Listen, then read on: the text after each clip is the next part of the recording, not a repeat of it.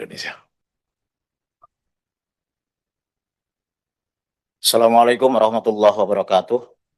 Alhamdulillahirabbil alamin, asyhadu an la ilaha illallah wa asyhadu anna Muhammadar Rasulullah sallallahu alaihi wasallam wa ala alihi wa ashabihi amma ba'd.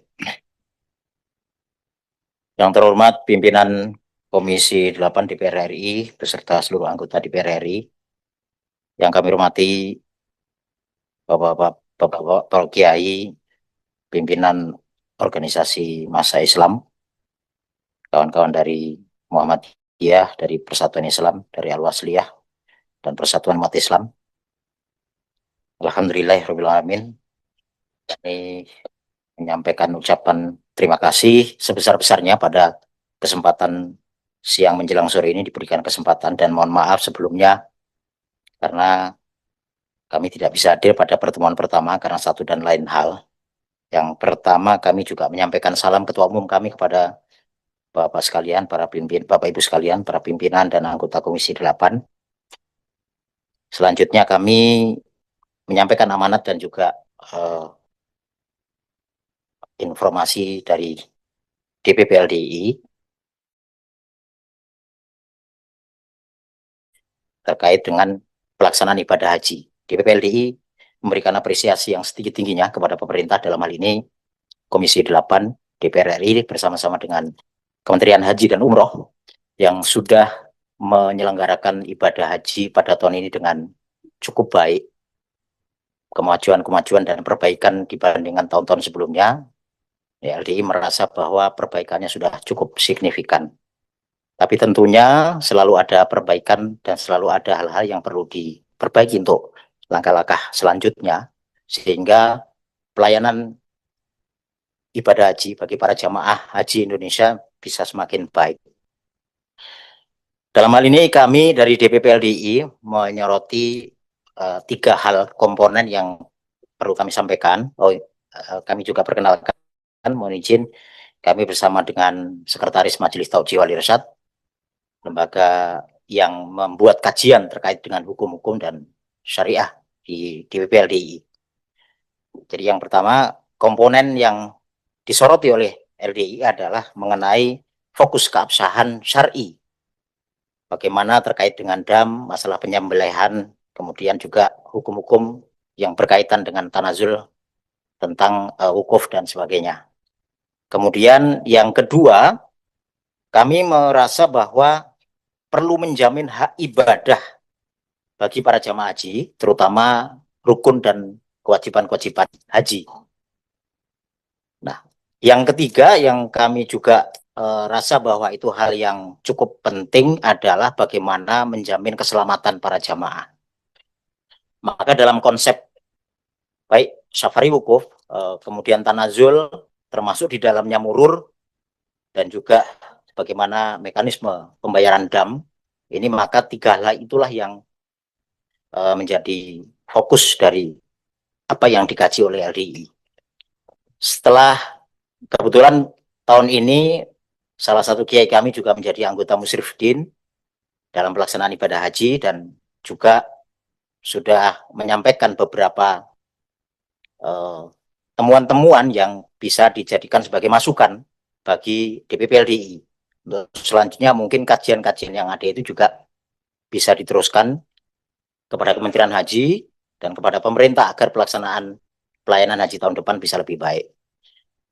Untuk kajian-kajian berikutnya kami akan mempersilahkan kepada Sekretaris Majelis Tauji Wali Irsyad DPP LDI untuk menyampaikan pandangan dari DPP LDI terkait dengan tanazul, pembayaran dam, dan juga wukuf di Arafah. Kami persilakan kepada Bapak Bambang Edi Suwarto. Assalamualaikum warahmatullahi wabarakatuh. Waalaikumsalam. Alhamdulillahirrahmanirrahim. Wassalatu wassalamu ala ashrafil anbiya wal mursalin nabiyina Muhammad wa ala alihi washabihi ajmain. Yang kami hormati pimpinan dan para anggota Dewan serta hadirin sekalian yang kami muliakan, mohon izin untuk menyampaikan 3 usulan kebijakan strategis dari LDI. Yang pertama tentang tata kelola dam tamattu, yang kedua optimalisasi safari wukuf, dan yang ketiga penerapan tanazul di Mina demi kemaslahatan jamaah haji Indonesia. Kita pahami bersama bahwa dam haji tamattu itu bukan hanya persoalan teknis penyembelihan, tetapi merupakan bagian dari ibadah haji yang memiliki dimensi syariah, sosial, dan tata kelola. Oleh karena itu, pengaturannya perlu menjamin keabsahan ibadah, kepastian pelaksanaannya, serta kemaslahatan bagi umat Islam. Maka kami memandang bahwa dam haji tamattu khususnya ini lebih tepat disembelih di Mekah atau Tanah Haram. Kemudian dagingnya diprioritaskan untuk fakir miskin yang ada di Mekah. Nanti apabila ada surplus, baru dimanfaatkan lebih lanjut untuk kemaslahatan umat Islam di luar Mekah. Nah, pandangan kami ini didasarkan pada dalil-dalil syar'i.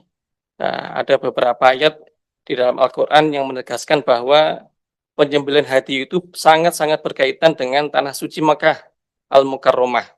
Nah, sebagaimana yang sudah disebutkan tadi dari dalilnya, wala tahliku ru'usakum hatta yablughal hadiyu mahillah. Janganlah kalian mencukur kepala kalian sebelum hadiyu atau dam sampai ke tempat penyembelihannya. Tsumma mahilluha ilal baitil atiq. Kemudian tempat penyembelihannya adalah Baitul Atiq, yaitu Mekah Mukarramah. Hadiyam balighul Ka'bah, sebagai hadiah yang sampai ke Ka'bah. Ayat-ayat ini menguatkan bahwa hadiyu harus sampai ke wilayah suci, bukan di luar tanah haram. Kemudian di dalam hadis juga disebutkan wa kullu fijajin Makkah tariqun wa manharun. Setiap penjuru Makkah itu adalah jalan dan tempat untuk menyembelih.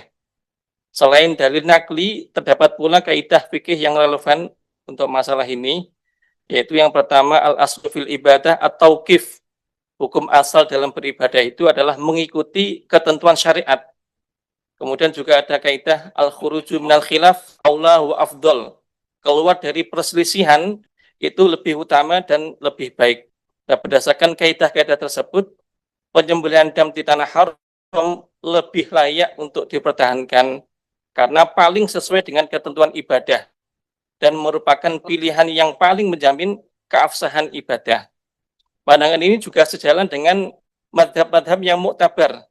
Madhab Hanafi sejauh yang kami tahu, Syafi'i dan Hambali juga pada dasarnya menegaskan bahwa penyembelihan dam harus dilakukan di wilayah haram. Adapun distribusi dagingnya kalau memang ada surplus baru dibagikan di luar tanah haram. Begitu juga fatwa MUI nomor 41 tahun 2011 juga menegaskan bahwa penyembelihan dam di luar tanah haram itu tidak sah. Itu dalil-dalil. Kemudian sebagai penguat argumentasinya, haji itu adalah ibadah yang secara umum dilakukan oleh umat Islam yang mampu seumur hidup sekali saja. Kemudian untuk mendapatkan kesempatan itu menunggu antrian yang sangat panjang, mengeluarkan biaya yang tidak sedikit. Oleh karena itu sangat-sangat wajar apabila banyak jamaah yang mengharapkan adanya kepastian bahwa seluruh rangkaian ibadah hajinya termasuk pelaksanaan damnya betul-betul dilaksanakan sesuai dengan syariah. Kepastian tersebut memberikan ketentraman, ketenangan, dan keyakinan di dalam hati para jamaah haji. Jadi kesimpulan kami, tata kelola dan jamaah haji, khususnya dam tamattu, itu perlu diarahkan pada sistem yang akuntabel, kolektif, dan sesuai fikih yang hati-hati. Penyembelihan dam tamattu tetap ditempatkan di tanah haram, dagingnya diprioritaskan untuk fakir miskin di Mekah, kemudian kalau ada surplus yang terverifikasi dapat dimanfaatkan lebih lanjut untuk kemaslahatan umat Islam di luar tanah haram. Itu yang pertama. Kemudian usulan yang kedua, optimalisasi safari wukuf sebagai jaminan hak ibadah bagi jamaah haji yang sakit dan berisiko tinggi. Sama-sama kita pahami bahwa wukuf di Arafah merupakan rukun yang paling agung. Al-Hajju Arafah, haji adalah di Arafah. Bahkan Imam Ibnu Munzir menukil sebuah ijma dari kalangan para ulama, mereka bersepakat bahwa wukuf di Arafah itu adalah rukun yang paling agung. Alladzi yasikul hajju biduni, di mana haji tanpa wukuf itu tidak sah. Dalam pandangan fikih haji, wukuf juga dinyatakan sah apabila seseorang berada di Arafah walaupun hanya sebentar saja. Yang penting dalam rentang waktu wukuf, yaitu mulai mulai zawal tanggal 9 itu sampai sebelum terbitnya fajar tanggal 10. Nah, baik dalam kondisi berdiri, duduk, maupun di atas kendaraan. Bahkan baik dalam kondisi terjaga, melek, maupun dalam kondisi tidur. Adapun dalilnya, sebagaimana yang telah Nabi sabdakan, man syahida sholatana hadhihi waqad waqafa bi arafata qabla dzalika lailan aw naharon waqad atamma hajjahu. Siapapun yang menghadiri sholat subuh tanggal 10 bersama kami dan sebelumnya sudah wukuf di Arafah, baik malam ataupun siang, maka sungguh telah sempurna hajinya. Nah, di sini menunjukkan bahwa wukuf itu sah selama seseorang telah berada di Arafah pada waktu wukuf, baik malam maupun siang hari. Meskipun hanya sejenak, mungkin hanya 1 jam, 2 jam.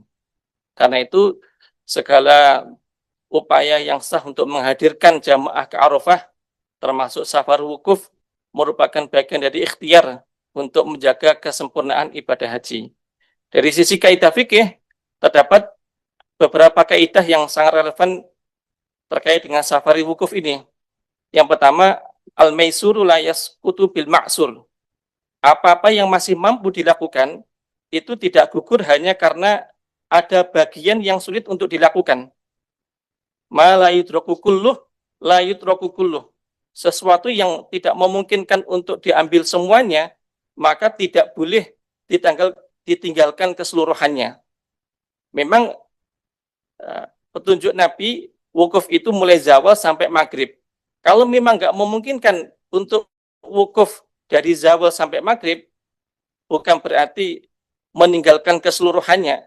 Maka kaidah ini menguatkan bahwa safari wukuf merupakan salah satu instrumen syariat yang bisa menjaga ibadah jamaah haji, terutama yang sakit kondisinya. Namun, tidak semua jamaah haji sakit dapat mengikuti safari wukuf. Layanan ini diperuntukkan bagi jamaah yang masih memenuhi kriteria transportable, yakni kondisi medisnya stabil dan aman untuk dipindahkan ke Arafah tanpa menimbulkan resiko yang membahayakan keselamatan jiwa. Kemudian safari wukuf juga diberikan kepada jamaah dengan gangguan kesadaran sepanjang masih terdapat peluang untuk sadar sebelum waktu wukufnya berakhir. Adapun jika ada jamaah yang kondisinya sakit terlalu berat sehingga tidak memungkinkan untuk dipindahkan ke Arafah, maka terhadapnya ada mekanisme pengganti yang sah yang sesuai dengan syariat, yaitu badal haji. Sesuai dengan kaidah fikih, idza ta'adzarul aslu yusaru idal badal. Jika pelaksana utama itu tidak bisa melakukannya, maka bisa berpindah kepada penggantinya.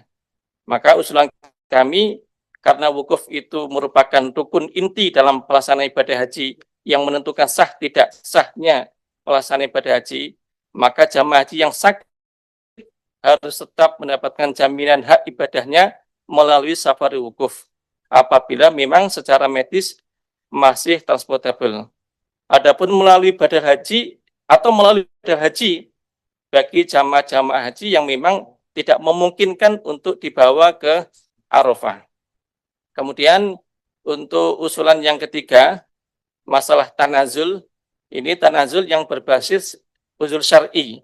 Nah, sehingga jamaah haji yang diharuskan untuk tanazul bertempat di daerah Sisa maupun Raudhah, itu kita harapkan untuk bisa tetap semampunya mabit di Mina. Landasan utamanya masalah tanazul ini adalah firman Allah, yuridullahu bikumul yusra wala yuridu bikumul usr. Allah menghendaki kemudahan dan Allah tidak menghendaki kesulitan. Ayat ini menjadi dasar bahwa ibadah haji tidak boleh dipaksakan hingga menimbulkan bahaya bagi jamaah yang lemah. Tanazul bagi jamaah yang memiliki uzur syar'i merupakan bentuk penerapan rukhsah yang sejalan dengan semangat kemudahan dalam syariat.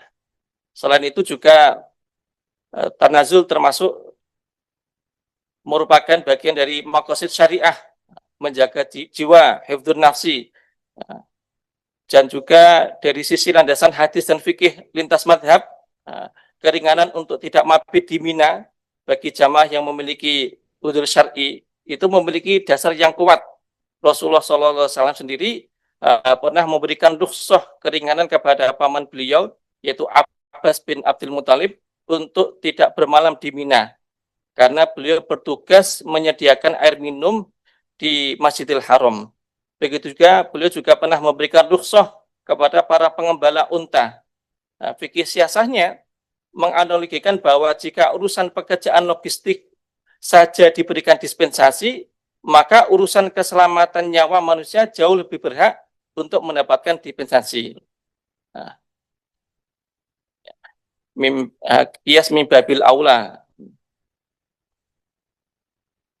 Pandangan ini juga sejalan dengan mazhab Syafi'i, Hambali dan Maliki yang memperbolehkan ashabul adzar untuk tidak mabit di Mina. Dengan demikian, jamaah yang sakit, lemah, lanjut usianya, atau menghadapi kondisi yang membahayakan keselamatan dirinya dapat memperoleh keringanan yang serupa.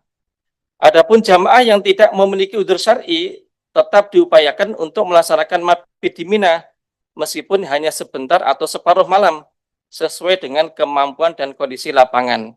Hal ini sejalan dengan firman Allah, fattaqullaha mastata'tum. Bertakwalah kalian kepada Allah menurut kesanggupan kalian. Sejalan dengan itu, Nabi sendiri juga bersabda, khudhu anni manasikakum. Ambillah manasik haji kalian dariku Nabi. Karena itu, tanazul tidak boleh difahami sebagai pembolehan umum untuk meninggalkan mabit, melainkan sebagai rukhsah bagi jamaah yang benar-benar memiliki udzur syar'i. Tanazul itu kan pengertiannya tidak mengambil hak fasilitas yang ada di Mina. Kemudian mereka ditempatkan di hotel mereka yang ada di Shisha maupun di Raudhah. Nah, bukan berarti mereka diperbolehkan untuk meninggalkan mabit. Kalau memang tidak ada udzur syar'i, mereka masih punya kewajiban untuk mabit di Mina sakpol kemampuannya. Adapun rekomendasi kebijakan terkait dengan tata kelola dam haji, yang pertama, pemerintah perlu sekali menjaga tata kelola dam yang terpusat, transparan dan sesuai dengan syariah.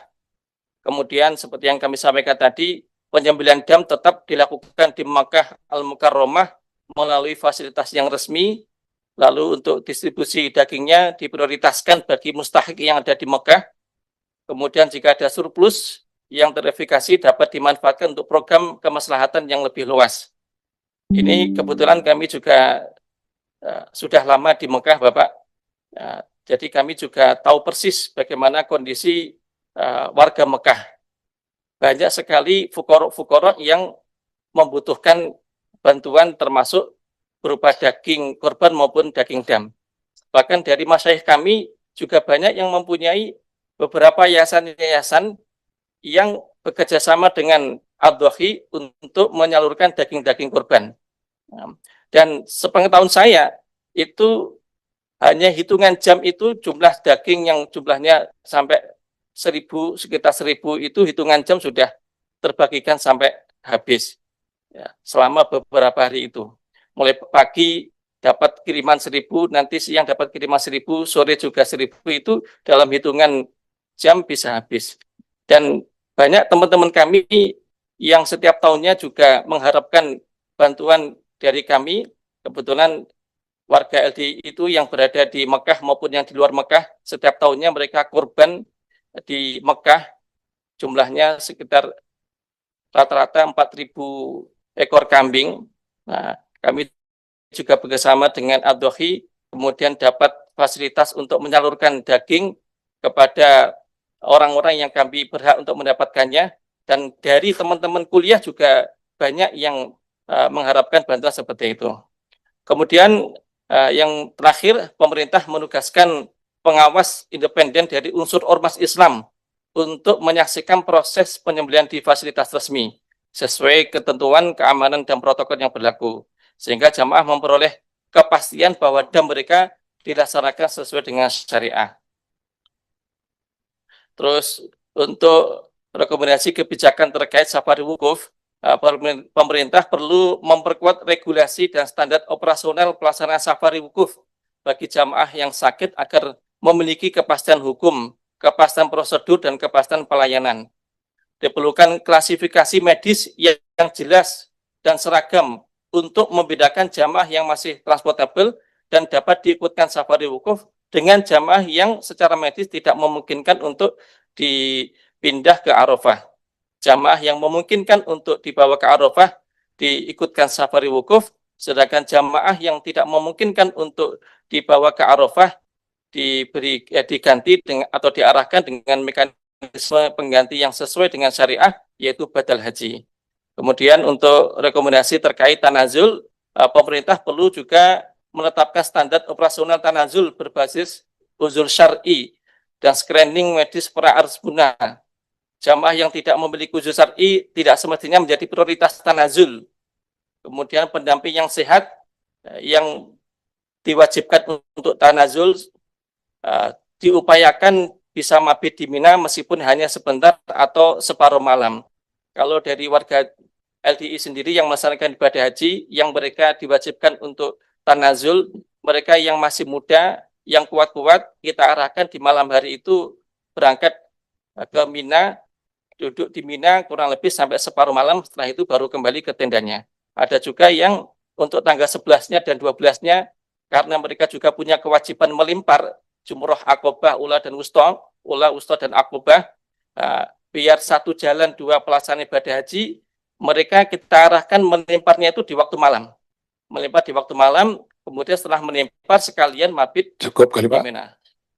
Demikian yang dapat kami sampaikan, semoga bermanfaat dan menjadi bahan pertimbangan dan perumusan kebijakan yang lebih baik. Alhamdulillah, jazakumullah khairan. Wassalamualaikum warahmatullahi wabarakatuh. Waalaikumsalam